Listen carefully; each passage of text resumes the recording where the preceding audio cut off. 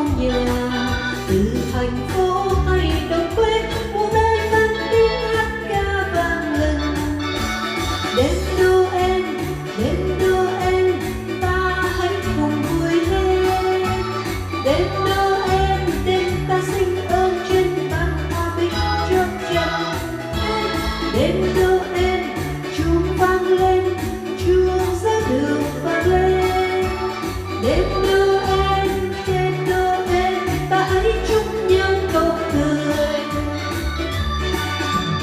Ngày Chúa sinh ra đời, nào mình cùng nắm tay tươi cười, hòa bình đến cho muôn người, cùng cất tiếng ca mừng vui.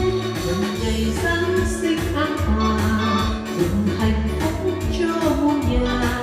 Từ thành phố hay đồng quê, muôn nơi vang tiếng hát ca vang lên. Bông đinh bông, bông đinh bông, chuông giao đường thành vang. Đêm Noel, chuông vang như bao yêu thương sáng tươi trong chân.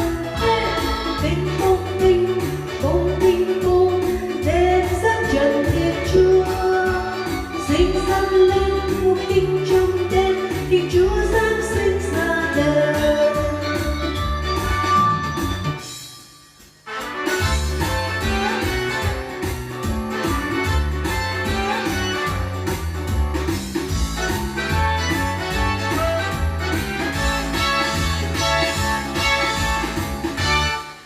Mừng ngày Chúa sinh ra đời, nào mình cùng nắm tay tươi cười, hòa bình đến cho muôn người, cùng cất tiếng ca mừng vui.